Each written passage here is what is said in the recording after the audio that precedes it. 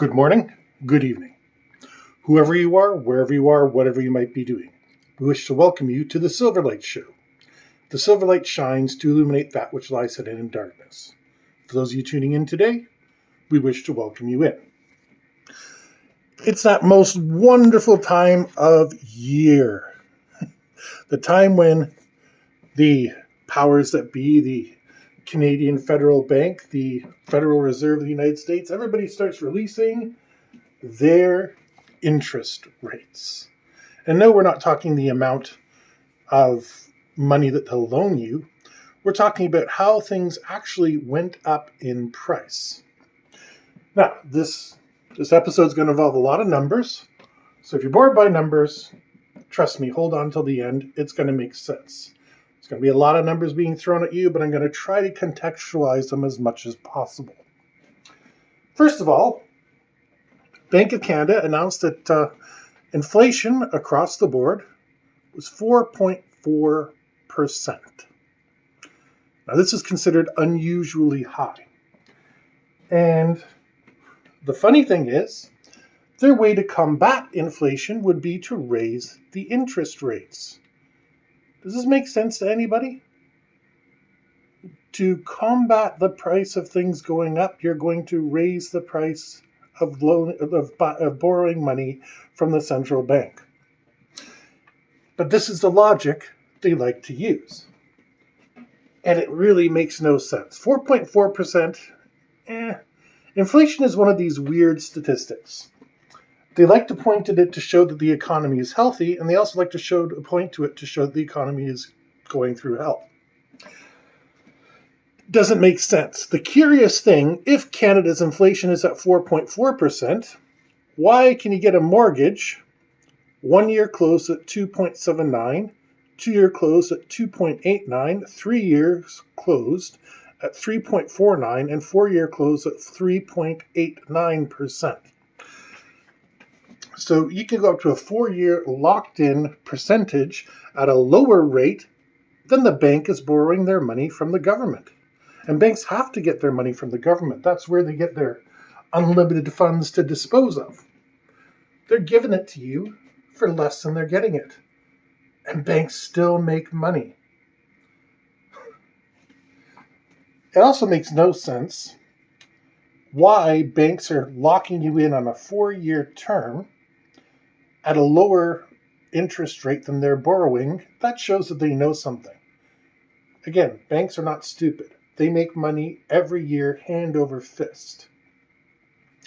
So you have to go to 5-year close before you get to 4.79%, which is greater than Canada's 4.4% interest rate. Where are they making their money from?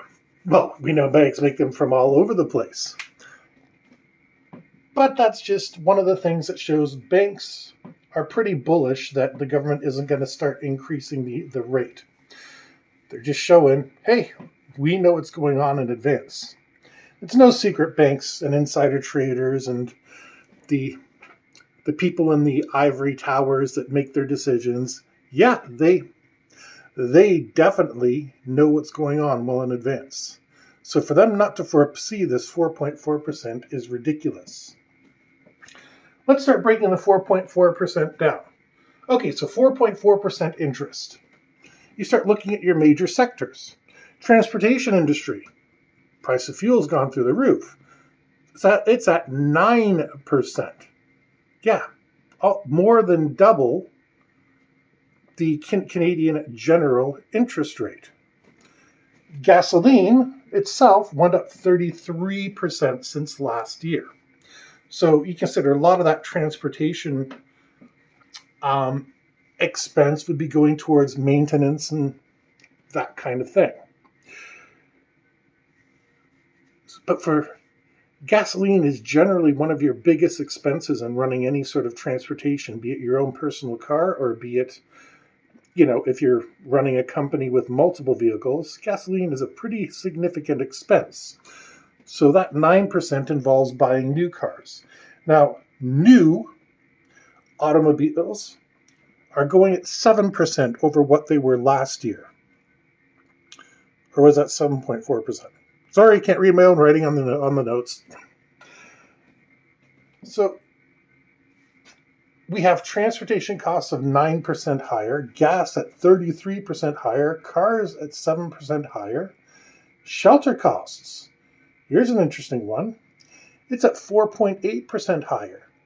So to rent one of those little apartments that you see costs 4.8% more than it did last year. During a pandemic, when rates were supposed to be frozen and people were getting government aid so they could pay their rent, landlords still managed to increase the rent.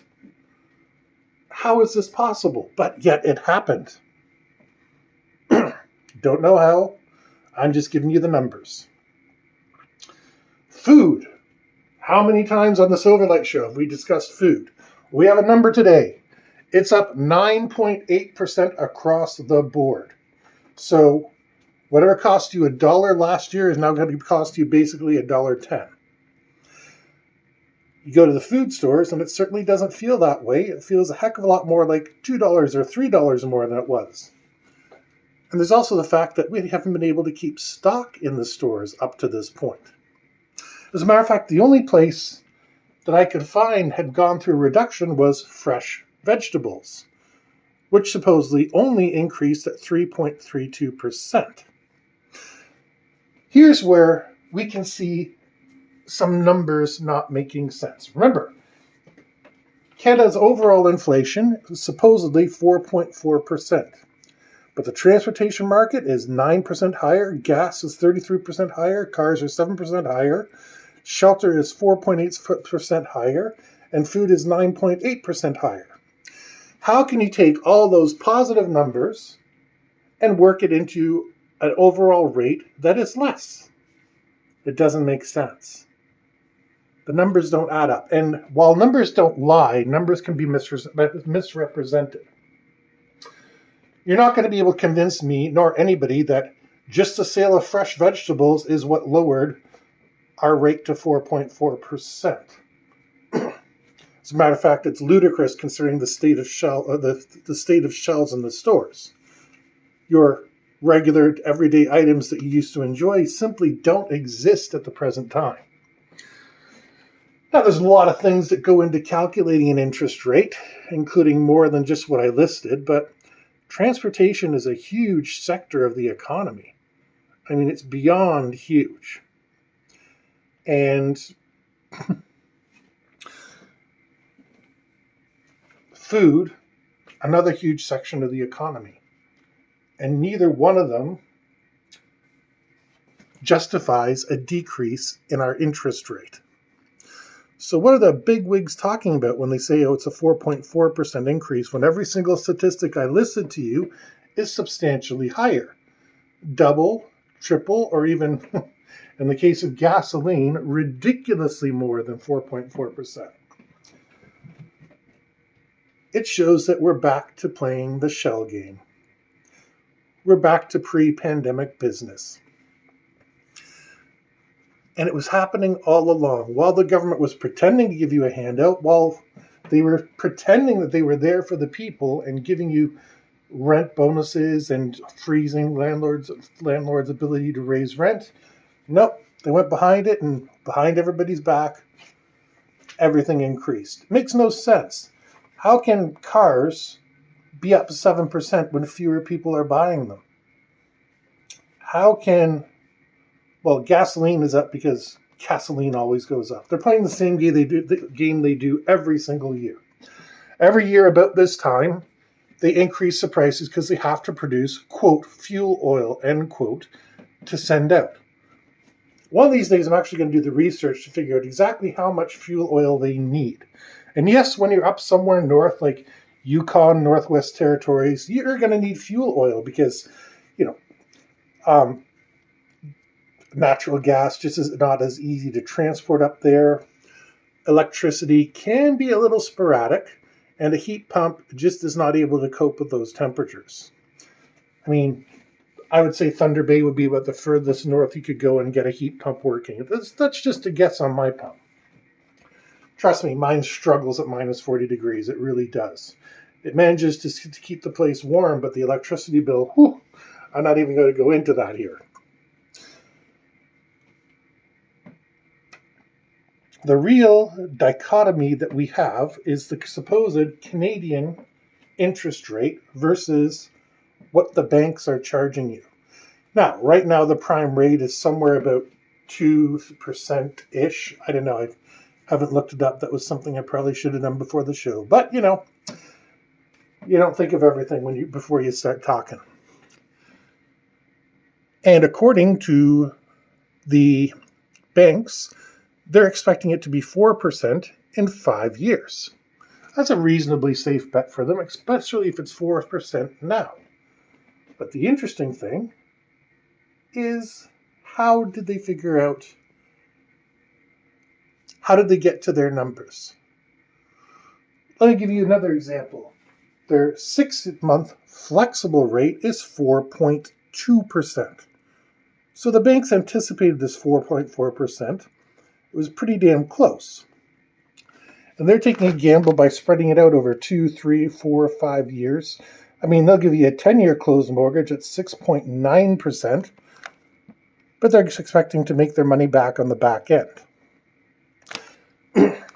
As far as food, clothes, gasoline goes, they're all just raising their prices because they can. Because in the spring, the gasoline producers, the refineries, are going to turn around and say, oh, well, we need to spend this money to convert our refineries back to summer production, not as much fuel oil and more gasoline for cars.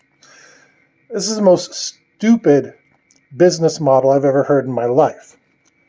There's no business out there that doesn't anticipate this ahead of time and build their pricing accordingly, except for petroleum. But then again, nothing really applies to petroleum. And that is why we're going to have a big push towards electronic cars, electric engines, and it's going to be one of the biggest environmental disasters of all time. Because right now, you've really only got coal and natural-fired plants, nuclear plants, and hydroelectric. Well, every river that can support a hydroelectric dam in North America has pretty much been tapped. So that's as much as that resources we're getting. We can spend millions to modernize those plants. We can get them better boilers, better everything, but they're as tapped as they're going to get. Nuclear. People get scared of nuclear, but it's actually pretty safe. When it blows up, it blows big. I won't deny you that. But realistically, in the past 50 years, we've only had about 4 reactors go critical. When they get the fusion going, that will be an interesting thing because they're all saying it's the next big thing, but right now it's exceedingly expensive to even build one of these reactors. So I'd say fusion is still 20 years away. We always say it's 20 years away. Hopefully this is the last time we say it. Gas and coal-fired plants, not so nice for the environment, but not so bad as they were in years past. But if we are starting to charge our cars off of it, guess what they're going to say? We're going to increase your electricity prices and we're going to increase your fuel prices because, the market is shrinking. We got to start charging more because that way we can compensate for the revenue that we lost. Whatever you do, the deck is stacked against you. This interest rate is just a lovely rendition in a nutshell of how they're going to mess you over. And I hate to say it, but we already covered this in the past couple months. This is not a surprise. We knew prices were going up. We just didn't know it was this bad. I mean, 10% increase in the price of food except for fresh vegetables. Wow. Okay, as somebody who loves fresh vegetables, that's fantastic for me. But I got a 9-year-old who doesn't really like vegetables. Actually, she hates them, and it's even hard to sneak them in for her. There's a lot of other people out there that don't cook and don't make salads and don't do anything like that. So their food prices have gone up 10%.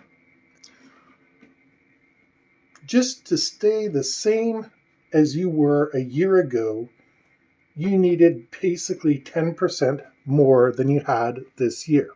How many of you got raises worth 10% this year? Nobody. because there was a pandemic and you were lucky to have a job. See how beautifully they've done this.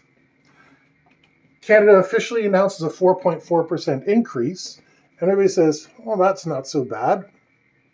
Then you break the numbers down, it turns out they're hiding something massive in there because everything else is much higher. The banks are showing they don't believe in it, and they think it's going to come down. But the same token, you are not getting more money. You are not getting paid 4.4% more than last year. You're not getting paid the 10% you need to buy your groceries. You're not getting the 33% you need to buy gas. You're not getting the 9% you need to get a new car. If you're lucky, you have a job. And that is the fundamental flaw of laissez-faire capitalism. That's essentially what we are. Yes, workers have some rights, but the big multinationals could care less about your rights. If you start demanding your rights, they can cut you, pay you off, and find somebody else. And as we showed earlier, people are just happy to have jobs. People came off CRB in droves to the point that employment rates are now equal to what they were pre-pandemic. So this whole nonsense about people being lazy is a fallacy. It's not true. People are wanting to work. They want to work hard. They want to be able to afford food, gas, cars, whatever, just so they can go and work. But the invisible hand of economics has reached around into your back trousers and is right now seeing if you need to see a doctor. And it's going to keep doing that. This is not a new problem. This has been going on since the 1970s. Inflation goes up. Everybody gets more money, except the actual working people. This needs to stop. Not by violence, but we have a block of people in this country and in many others. We can see the information we're being given. We can see the results. And we're not seeing results. We're just seeing people playing with bigger and bigger numbers while we get smaller and smaller numbers. It's an unfair game. To heck with 4.4%, people are not getting 1% raises. People are getting 0%. So it's fine and dandy that, your Fords of the world, your Crafts of the world, your Coca-Colas of the world have 4.4% more in their pockets than last year. But the worker on the production line in all those places does not. The rate of inflation and interest rates just show us how badly they want to take us down as consumers. I mean, again, let's look at this. Shelter costs are up 4.8%. I have to go to a 5-year closed mortgage to get to 4.79%. So what are those poor people in the apartments getting charged for that little living space? The numbers don't lie, especially not when you look at them. And if you haven't noticed, people aren't getting richer. Individuals are, but the people aren't. Cars are being made cheaper so they can sell more of them. Basically, the way that we're getting by is accepting cheaper alternatives. Yes, this movement towards organic and locally grown and farm raised and everything, farm fresh, it's fantastic. But if people don't have the money or the ability to trade for it, it's meaningless. So anyway, 4.4% rate of inflation, interest rates being radically different. Expect a pretty big correction coming sometime soon. And if the Bank of Canada raises its rates, the next 4 years could be very interesting. We wish to thank you for joining us for the Silverlight Show. If you enjoyed this, please like, share, and subscribe. And we hope you have a fantastic day.